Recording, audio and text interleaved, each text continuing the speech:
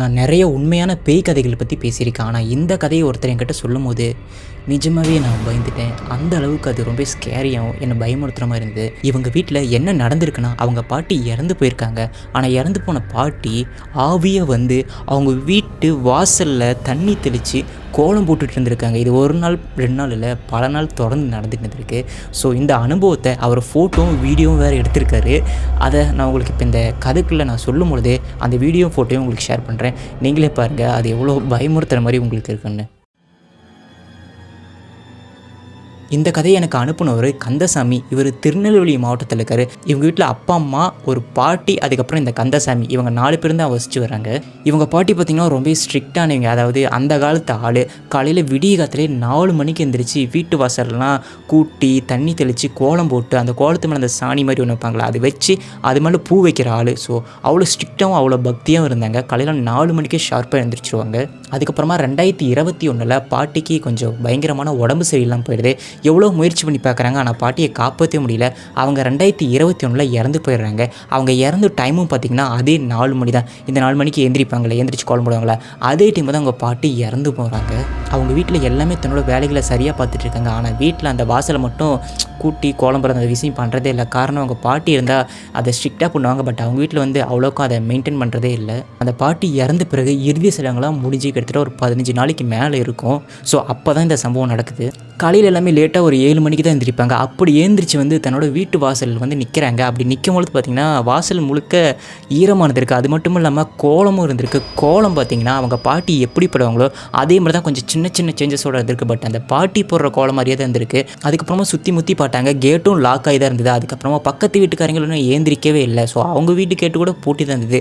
யார் இது போட்டாங்கன்னு சொல்லி அவங்களுக்கு ஒரே குழப்பமாக இருந்தது. இது பார்த்திங்கன்னா அன்னையிலேருந்து ஒரு நாள் 2 நாளில் தொடர்ந்து தினைக்குமே நடக்க ஆரம்பிச்சிருக்கு. கரெக்டாக 4:30 மணிக்குள்ளே இந்த கோலம் போடுறது, தண்ணி தெளிக்கிறது, இந்த விஷயம் அப்படியே நடக்க ஆரம்பிச்சிருக்கு தொடர்ந்து. ஆனால் இந்த கந்தசாமியோட அப்பா ரொம்ப ப்ராக்டிக்கலான ஆள். இதை எப்படியாவது கண்டுபிடிக்கணும். இது வந்து பெரிய பிசஸோ அந்த மாதிரி ஏதோ சக்திகள் எதுவும் கிடையாது, வேறு யாரோ பண்ணுறாங்க, அதை நான் கண்டுபிடிக்கணுங்கிறதுக்காக காலையில் 4 மணிக்கு எழுந்திரிச்சு அந்த வீட்டு வாசப்படியில் போய் உட்காந்துக்கிறார். அந்த டைமில் யாருமே கோலம் தண்ணி எதுவுமே இல்லை.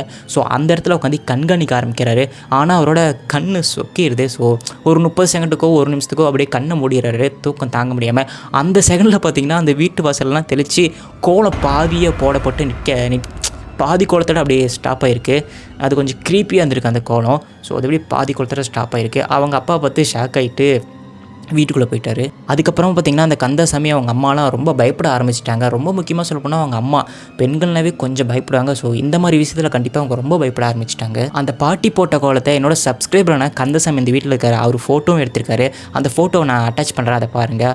அதை பார்க்கும்போது எனக்கு ரொம்ப கிரிப்பியாக என்னோட நம்ப முடியாத மாதிரி தான் இருக்குது. அதுவும் இல்லாமல் இன்னொரு ஃபோட்டோவும் எடுத்திருக்காரு. ஃபஸ்ட்டு இந்த ஃபோட்டோ நீங்கள் பார்த்துட்டு வாங்க. அதுக்கப்புறமா ஒரு நாள் பார்த்திங்கன்னா கந்தசாமி ஒரு 4:15, ஸோ விடிகாலத்தில் 4:15 டைம் இருக்கும். அந்த டைமில் வாட்டர் பாட்டிலில் தண்ணி திந்திரிச்சு தன்னோட ரூம்லேருந்து ஏந்திரிச்சு கிச்சன் போய் தண்ணி எடுத்துகிட்டு திரும்பி வெளியில் வராரு. ஸோ வெளியில் வரும்போது சரி அந்த டைமில் தானே கோலம் போடுறாங்க, அந்த 4:15 4 அந்த டைமில் தானே கோலம் தண்ணி தெளிக்காத விஷயம் நடந்துகிட்ருக்கு. அப்போ பார்த்திங்கன்னா ஒரு மெதுவாக போய் அந்த கதவை திறந்து பார்க்குறாரு வெளியில். அப்போ ஒரு வெள்ளை கலரில் ஒரு புடவை கட்டிக்கிட்டு யாரோ ஒரு வயசான அம்மா குனிரமாக நின்றுருக்காங்க. ஆனால் அவரால் முழுசாக பார்க்க முடியல. ஒரு மாதிரி பிளர்ரான மாதிரி, இந்த கேமராவில் தண்ணி தெளித்து ஒருத்தர் வீடியோ எடுத்து எப்படி இருக்கும் அந்த மாதிரி பிளர்ரான மாதிரி அவருக்குன்னே அவரால் நம்ப முடியாமல் அளவுக்கு பார்த்துருக்காரு. அப்போ பார்த்திங்கன்னா தன்னோட மொபைல் எடுத்து அதை ஃபோட்டோவும் எடுத்திருக்காரு. அந்த ஃபோட்டோவை நான் அட்டாச் பண்ணியிருக்கேன், அதையும் கொஞ்சம் போய் பார்த்துட்டு வாங்க. இந்த விஷயத்தெல்லாம் கந்தசாமி எப்படி இவங்க பாட்டி தான் இதெல்லாம் பண்ணுறாங்கன்னு கண்டுபிடிக்கிறாருன்னா, அவங்க வீட்டில் ஒரு குடம் இருக்கும். ஸோ அந்த குடத்தை வச்சு தான் அந்த பாட்டியம்மா தண்ணி எடுத்து வந்து வீட்டு வாசல்லாம் தெளிப்பாங்க. அந்த குடம் பார்த்திங்கன்னா வீட்டு வாசலில் புதுசாக இருந்திருக்கு. அது எப்படி நடந்திருக்குன்னா, அந்த பாட்டியம்மா இறந்துடுறாங்களே, இறந்த பிறகு அந்த பாட்டியம்மா சம்மந்தப்பட்ட எல்லா பொருட்களையுமே அவங்க வீட்டுக்கு பின்னாடி ஒரு இடம் இருக்கும். ஸோ அந்த இடத்துல போட்டு பூட்டி வச்சுருக்காங்க. ஆனால் அந்த குடம் மட்டும் அந்த 15 நாளைக்கு பிறகு, அந்த இறுதி சடங்கு நடந்த பிறகு அவங்க வீட்டு வாசலில் தான் பல நாட்கள் இருந்திருக்கு. இதை யாருமே கவனிக்கவே இல்லை அவங்க. அதுக்கப்புறமா தான் ஃபோட்டோஸில் எடுத்த பிறகு அந்த குடத்தை வாசலில் இருக்கிறத பார்த்துருக்கான். அதுக்கப்புறம் தான் அவனுக்கு சந்தேகம் வந்திருக்கு, கண்டிப்பாக இது நம்ம பாட்டியோட ஆபீஸோ ஏதோ ஒரு சக்தின்னு. இந்த விஷயம் சுமார் 1 நாள் 2 நாளில் கிட்டத்தட்ட அவங்க வீட்டில் 6 மாதமாக நடந்திருக்கு. அது அப்படியே ரொம்ப படிப்படியாக குறைய ஆரம்பிச்சிருக்கு.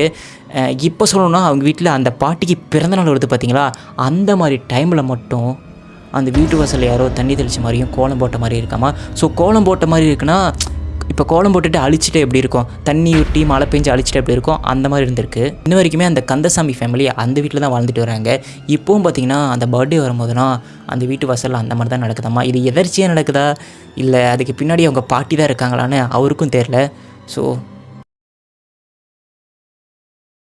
இந்த மாதிரி உங்களுக்கும் உண்மையான பேய் சம்பவங்கள் உங்கள் வாழ்க்கையில் நடந்திருந்தால் மறக்காமல் மேலே தெரியல இந்த நம்பருக்கு வாட்ஸ்அப்பில் மெசேஜாவோ இல்லை டைப் பண்ண முடியலனா வாய்ஸ் மெசேஜாவோ சென்ட் பண்ணுங்கள். கண்டிப்பாக அந்த கதையும் நான் இந்த சேனலில் வீடியோ மேக் பண்ணி போடுறேன்.